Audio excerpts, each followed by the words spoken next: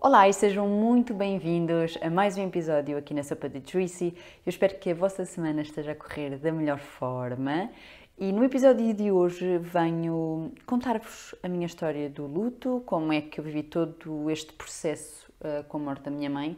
Portanto, vamos começar. Para quem está a ouvir esta história pela primeira vez, eu quero primeiro contextualizar-vos. Eu tinha 18 anos quando a minha mãe morreu. Ela foi diagnosticada com um cancro da mama em 2016 ou 2017, não me recordo. Eu sei que ela, antes de ter o cancro, tinha tido um AVC que foi muito complicado. O prognóstico também era difícil. Os médicos diziam que a maior parte das pessoas ou ficava totalmente imóvel ou morria. A minha mãe conseguiu recuperar de uma forma espetacular. Ficou com algumas sequelas, mas ela até brincava com isso, porque ficou com visão dupla e sem sensibilidade no lado esquerdo, portanto não tinha sensibilidade à dor, nem ao frio, nem ao quente. Então ela adorava quando ia para a praia, vocês não estão a perceber, ela entrava tipo com a parte do corpo que não sentia o frio primeiro. Depois disso, eu lembro perfeitamente que era janeiro, e a minha mãe chamou-me ao quarto e disse-me que tinha cancro. Foi um cancro que apareceu. Eu nem sei explicar como. Nunca ninguém na minha família tinha tido cancro. A minha mãe tinha feito uma mamografia 6 meses antes e quando ele apareceu já tinha 5 centímetros de diâmetro, portanto foi um cancro bastante agressivo. A minha mãe lutou muito, sabem? E eu tenho muito orgulho nela, na mulher que foi, na carreira que foi. Talvez não... Eu acredito que as coisas acontecem por uma razão e tiveram de acontecer assim, mas tenho pena que não nos tivessem dito que o cancro era tão agressivo, sabem? Porque assim poderíamos ter proporcionado uma qualidade de vida melhor se soubéssemos logo de início. Portanto, a minha mãe teve cancro da mama, entretanto teve metástases, passou para o cérebro, para o fígado, ossos, pulmões, pronto, vocês estão a imaginar. Eu sempre senti que ia perder a minha mãe cedo, não me perguntem porquê, sempre tive esse sentimento. E enquanto ela estava doente, eu sabia que ela ia morrer. Sabia que ela não ia ficar cá, mas sempre tentei ser muito forte nessa altura pela minha mãe, pelo meu pai, pelo meu irmão que era pequenino. E desculpem se eu me emocionar muito neste episódio. Bem, eu não prometo que não vá chorar mais, mas quando falo do meu irmão e do quão pequenino ele era, custa muito. Talvez por ele não ter tido tanto tempo com a nossa mãe. Mas como eu estava a dizer, eu tentei ser forte por eles. Sempre fui uma miúda que nunca expressou as emoções. Eu sempre guardei tudo para mim e... Ai meu Deus, este episódio vai ser muito difícil a gravar. Como eu estava a dizer, eu sempre tive muita dificuldade em expressar as minhas emoções e guardava tudo para mim. Nunca quis preocupar os outros. E a fase em que a minha mãe estava doente foi efetivamente muito complicada.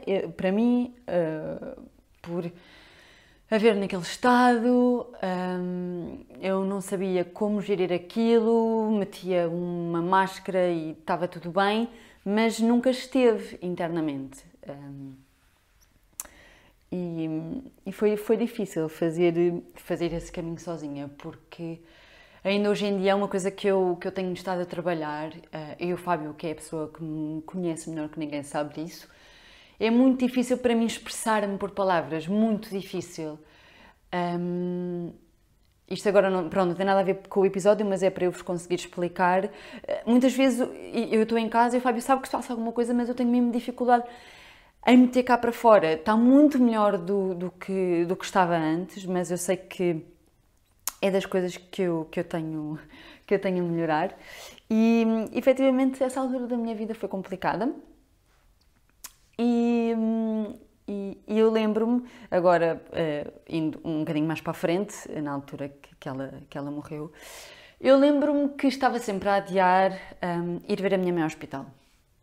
A minha mãe tinha passado, acho que já os 2 últimos aniversários dela no hospital.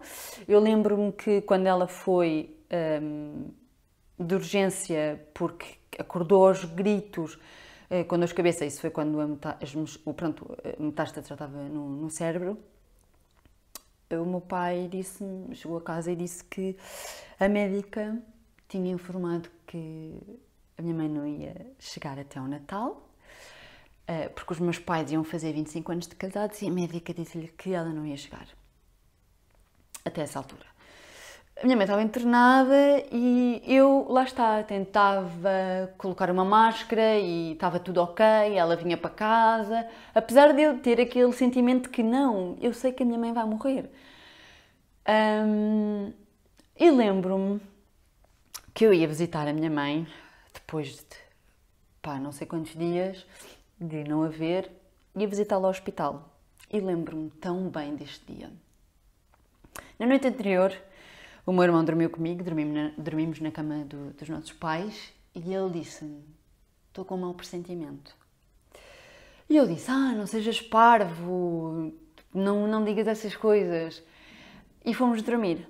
No dia a seguir, fui para a escola, lembro-me perfeitamente onde é que eu estava sentada e eu lembro-me de que tinha tido história e eu passei o dia todo a suspirar.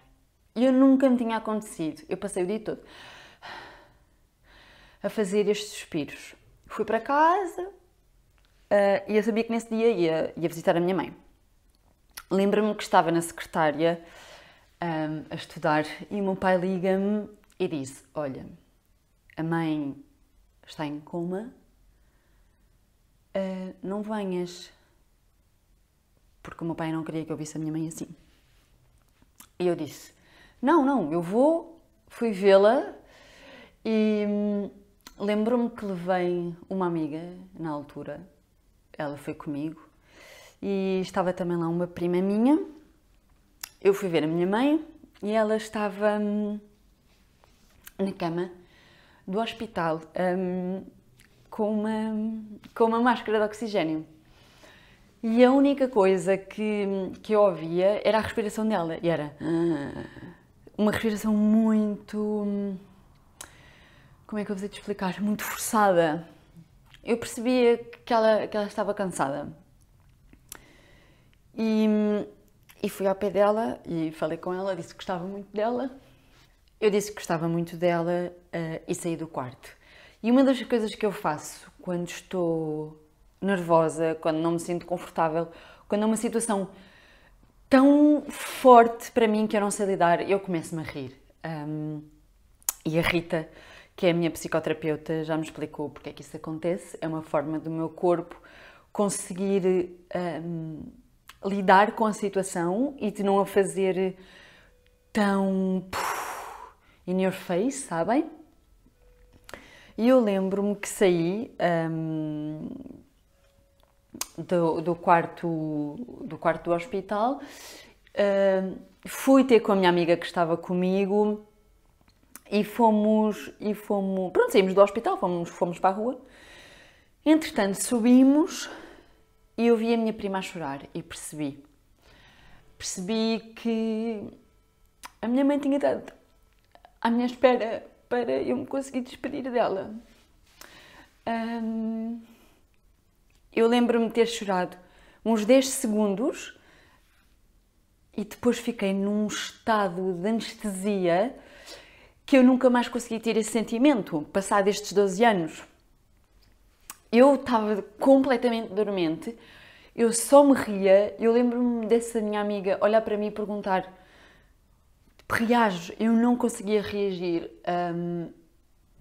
Eu digo-vos, eu chorei nesse dia, 10 segundos, e depois demorou muito tempo a voltar a chorar pela morte da minha mãe, muito tempo.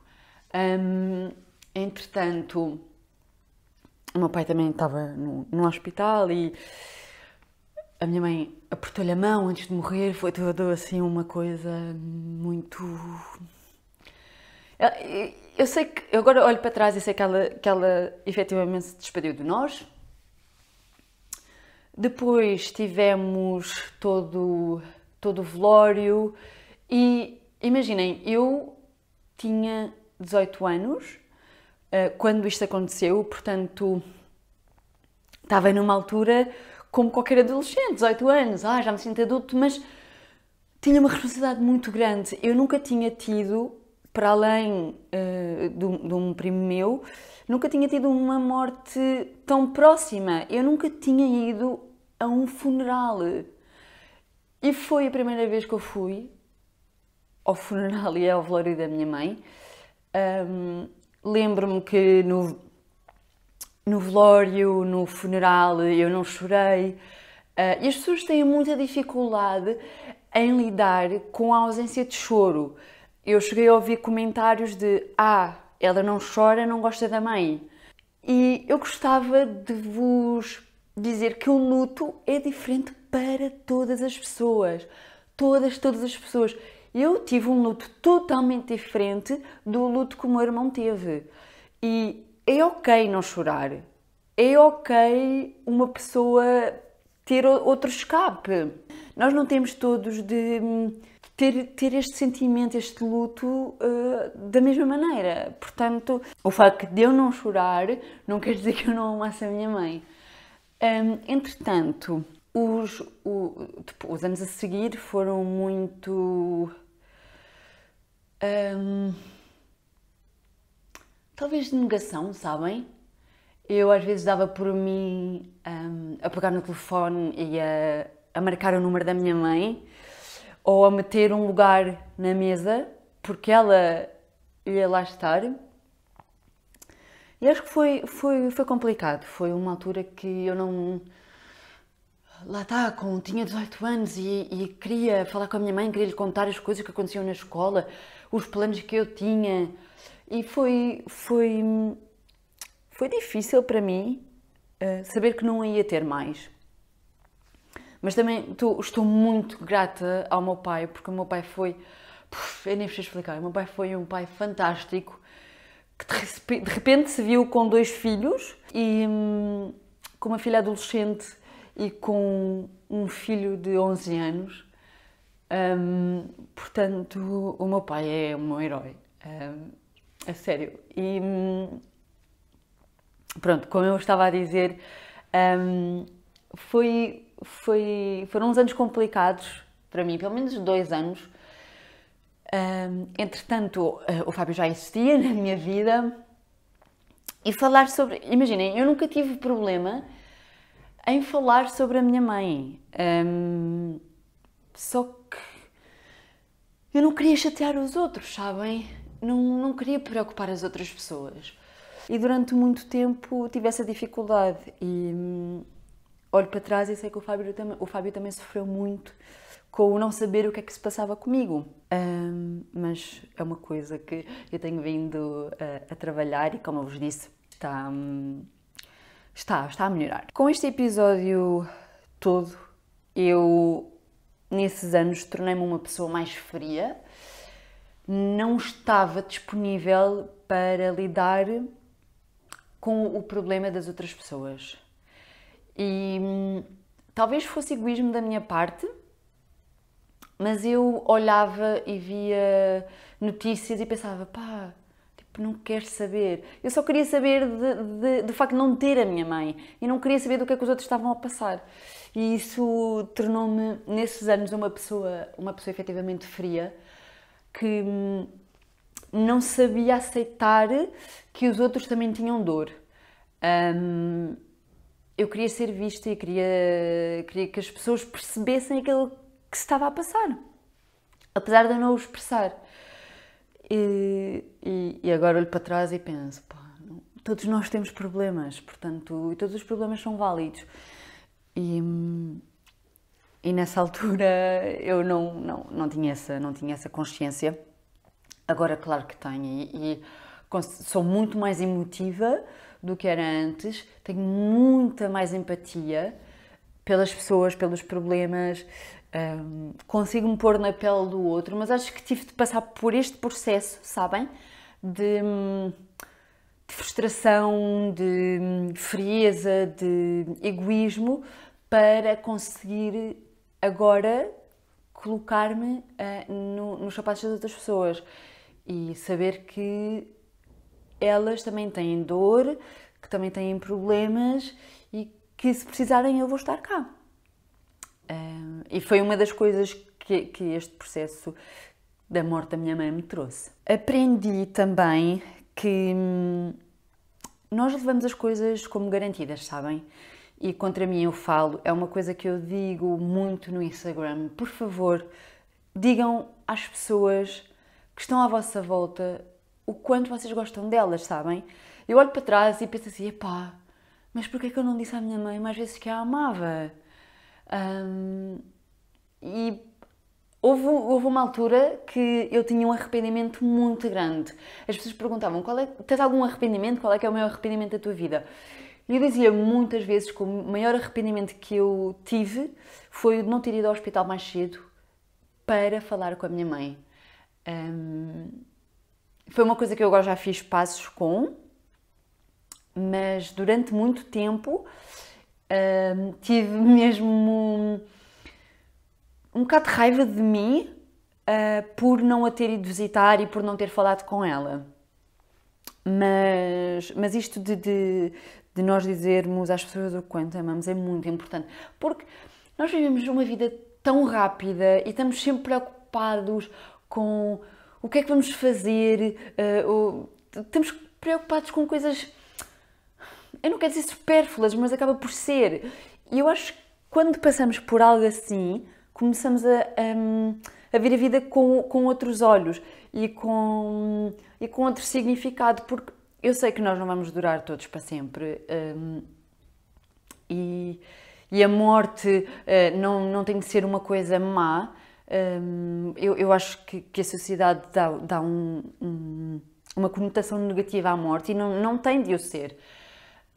Por isso, por favor, quando acabarem de ouvir este episódio, ou agora, façam pausa e vão dizer à vossa mãe, ao vosso pai, aos vossos amigos, o quão eles são importantes na vossa vida. É tão bom quando nós fazemos isto. E contra mim eu falo, porque eu tenho uma relação desprendida do meu pai e do meu irmão, apesar de os amar muito, mas nós não somos aquela família que está sempre ao telefone e a falar. Nós podemos passar tipo 1 ou 2 semanas sem nos falarmos.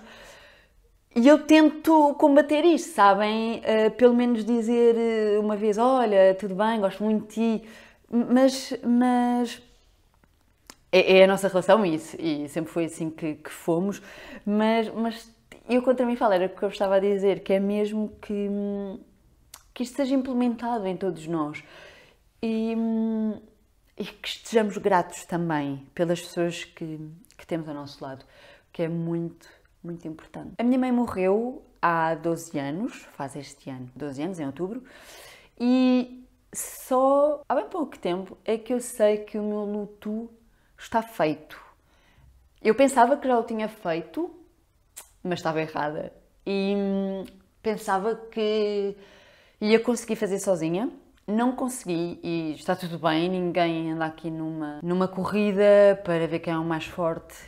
E foi quando eu comecei a ter consultas de psicoterapia, porque entretanto eu e o Fábio queremos ser pais. E em 2018, em dezembro, eu sabia que antes de ser mãe eu queria cuidar de toda a minha parte emocional, de todas as feridas que eu tinha. E acho que eu falava muito com o Fábio porque não queria ser mãe, e eu acho que não queria ser mãe por ter perdido a minha mãe muito cedo, sabem?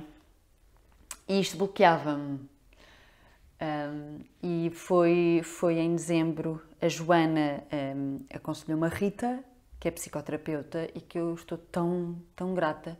A Rita deu-me ferramentas muito importantes e fez-me perceber muitas coisas que eu precisava de compreender, efetivamente, e fez-me sentir em paz comigo, sabem? Uma pessoa, quando procura ajuda, e eu quero que percebam isso. Não é porque é maluca. Eu acho que existe muito esta preconceção de que só os malucos é que vão para os psicólogos. Não, para já, eu acho que todas as pessoas deviam fazer terapia. É muito bom, muito bom colocarmos tudo o que nós estamos a sentir cá fora e com alguém que seja imparcial. É muito bom nós desabafarmos com os nossos amigos ou com o nosso parceiro ou parceira, mas é muito melhor, ou ainda melhor, o fazermos com alguém que seja imparcial, alguém que não vai tomar o nosso lado, sabem? Que vai estar ali e é neutro. E a Rita ajudou-me muito, fez-me perceber comportamentos que eu tinha e que derivavam do facto de eu ter perdido a minha mãe. Portanto, uma das perguntas que me fizeram no Instagram foi como é que eu soube que tinha feito o luto. Eu soube que tinha feito o luto quando o falar da minha mãe, apesar de eu chorar, não choro com mágoa, eu choro com saudade. E ainda ontem eu estava a falar com o Fábio porque eu já vos disse que tenho muita dificuldade em expressar-me e às vezes deixo as coisas acumularem e depois, claro que a bolha rebenta. E eu sei que fui buscar muito o amor que não tinha da minha mãe ao Fábio. Mas o Fábio nunca me vai poder dar o amor da minha mãe. Não dá, são amores diferentes. E eu tive de perceber isso. E por acaso ele disse-me isso ontem. E eu sei que fiz o luto porque, era como eu estava a dizer, quando eu falo da minha mãe, ou quando tenho que contar alguma coisa, ou olho para trás, eu olho com saudade, sabem? Já não é com aquela raiva, aquela frustração, aquele do porquê a mim. Agora não, olho com saudade. Obviamente que queria muito que ela estivesse aqui. Talvez o que me faça mais confusão e que me custou muito ao início foi eu não me lembrar. Eu não me lembro da voz da minha mãe. Não me lembro. É uma coisa que eu não me consigo mesmo recordar da voz dela. Da cara dela, eu tenho de olhar para fotografias. Eu neste momento estou a gravar o podcast e tenho 4 fotografias dela aqui. É muito difícil para mim recordar-me da cara da minha mãe de olhos fechados. Muito. Mas isto são coisas que acontecem. É perfeitamente normal. Passou-se imenso tempo e é engraçado como a nossa mente funciona. Mas eu tenho umas cassetes em casa que quero voltar a ver, sabem? É nostalgia. Outra das perguntas que vocês me fizeram foi se eu escrevi à minha mãe, como é que foi lidar com o confronto das outras pessoas, dizer às outras pessoas que a minha mãe tinha morrido. Então, eu nunca escrevi cartas à minha mãe. Eu costumo falar com ela, tipo, assim como estou a falar com vocês agora, a gravar este podcast. O conforto das outras pessoas. Eu sinto que, sem ser, pronto, aquelas pessoas que estavam no funeral que eram um bocado parvas, mas ok, os meus amigos sempre me confortaram de uma forma muito boa, sabem? Nunca fizeram muito ênfase em deixar-me mais em baixo. Sempre foram muito queridos, muito respeitadores e eu estou mesmo feliz por isso. O Fábio, pá, eu não vos consigo explicar como é que foi todo o envolvimento do Fábio nisto. Ele foi mesmo muito importante, mesmo. E ele percebia quando eu não estava bem. Eu sempre soube que ele ia estar lá para mim. Foi mesmo bom. E o partilhar esta informação com outras pessoas, foi o que eu vos disse, eu não tenho qualquer problema em partilhar com as outras pessoas. Se me perguntarem, eu digo o que é que aconteceu. Não gosto que as pessoas façam aquele ar de coitadinha, sabem? Porque todos nós perdemos alguém na nossa vida. E uma coisa que vocês também me perguntaram foi se, com o facto de eu ter perdido alguém tão próximo, se eu fiquei com medo de perder pessoas. E acontece que eu, mais ou menos até há 3 anos, não tinha esse medo, mas depois desenvolvi um medo que eu tenho estado a trabalhar, também já levei para a psicoterapia, que é o medo de perder o Fábio. É muito grande, muito grande, e eu sei que isso vai acontecer um dia, sabem? Eu espero que só daqui a muito tempo, sabem? Quando nós tivermos tipo, os 90 anos e eu confesso-vos, eu gostava de ser eu a morrer primeiro. Talvez seja um bocado de egoísmo da minha parte, mas o Fábio é a pessoa que eu tenho mais medo. Não sei como é que iria ser a minha reação. E eu sei que também não posso viver assim, porque isto é viver com o coração fora das mãos constantemente, é eu estar sempre ansiosa e eu às vezes sofro um bocadinho por antecipação e ele sabe disso, mas é uma coisa a ser trabalhada. Eu não sei se vocês estão desse lado, se já perderam alguém próximo, se conseguem perceber o que eu estou a dizer e também passa o mesmo, também se passa o mesmo convosco, mas o Fábio é sem dúvida a pessoa que eu tenho mais medo de perder. Mas tento não pensar nisso, sabem? Porque senão uma pessoa vai dar em louca. Eu também sei que a morte da minha mãe moldou muito a pessoa que sou hoje em dia e às vezes penso, será que se a Helena estivesse cá, eu iria ter feito todas as escolhas que fiz até agora, ou que me iria interessar pelas coisas que me interesso. E eu acredito que as coisas acontecem por algum motivo. Isto vale o que vale, para quem acredita, para quem não acredita, mas eu acredito mesmo que isto aconteceu porque assim o tinha de ser. E eu sei que a minha mãe anda comigo. Apesar de eu não ser cristã, de não acreditar propriamente em Deus, eu estou a ler um livro muito bonito que é o Conversas com Deus. E eu acho que todas as religiões vão dar ao mesmo, sabem? E a base é o amor, é a luz. E eu acredito muito nas energias do universo. E então, se calhar também é uma ideia para me reconfortar, de que ela anda por aí. Eu só espero que ela esteja orgulhosa, sabem? De mim, do meu irmão. O meu irmão eu nem sei explicar. Eu gosto mesmo muito do meu irmão. E eu acho não, tenho a certeza, que nos anos após a morte da minha mãe, eu ainda fiquei mais triste por ele do que propriamente por eu ter ficado sem mãe. Porque eu tive o privilégio de ter 18 anos com a minha mãe, ou com a nossa mãe. Ele não. Ele passou mais tempo comigo agora do que passou com a mãe. E isso custa-me saber isso, mas ele, pá, é um miúdo super inteligente. Podia muito bem ter tido uma fase de revolta que não teve. E opa, o meu irmão é o meu bebezinho, vai ser sempre. Eu estou muito grata por o ter na minha vida. Ele nem sei explicar, é o meu irmão. Se vocês estão aí desse lado e estão a passar por algo semelhante, eu quero que saibam que vocês não estão sozinhos. Quero também dar-vos um conselho. Por favor, falem. Expressem tudo o que está aí dentro. E contra mim eu estou a falar, não é? Não deixem as coisas acumular. Não deixem chegar a um ponto em que vocês rebentam. Procurem ajuda. É muito bom nós falarmos com alguém, mesmo muito, muito bom. E para todas as outras pessoas, não vejam a morte como algo mau, está bem? Eu hoje em dia, se calhar, vejo a morte como uma nova vida, sabem?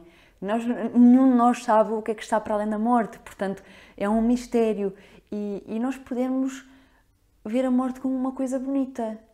Portanto, eu gostava muito que vocês fizessem isso. Eu sei que é difícil, porque nós nunca queremos ficar sem as pessoas que amamos, mas se nós não virmos as coisas bonitas, mesmo nas coisas que são menos bonitas, então isto não vale a pena andarmos cá. Por isso, eu não sei se este episódio fez algum sentido. Eu tive para aqui mesmo. Isto foi uma conversa muito, muito crua. Fez-me muito bem também abrir-me convosco e explicar-vos como é que foi este meu processo de luto, que demorou o tempo que teve de demorar. Pode ser 1 ano, pode ser 2 anos. Eu sei que as saudades, essas nunca vão passar. Há alturas em que eu penso, porra, eu queria mesmo que a minha mãe estivesse cá para falar com ela, mas depois, tipo, ando pela casa a falar e não faço ideia de como é que vai ser quando eu estiver grávida. Essa fase não é que me assuste, mas talvez me dê um bocadinho de ansiedade, porque eu sei que é uma fase muito vulnerável. Normalmente as mulheres recorrem muito às mães, portanto não faço ideia, mas quando isso acontecer eu também partilho convosco. Eu espero mesmo muito que vocês tenham gostado e lamento imenso sei lá, frases não terem feito sentido, ou eu ter chorado, ou estar aqui tipo... Eu espero mesmo que vocês, não sei, quem está aí desse lado tenha conseguido reconhecer nas coisas que eu disse, ou que tenham retirado alguma coisa desta partilha. E obrigada pelo feedback que eu tenho recebido do podcast. Vocês são, sério, espetaculares. E já sabem, vamos nos ver na próxima quinta-feira. Uma boa semana e um grande beijinho.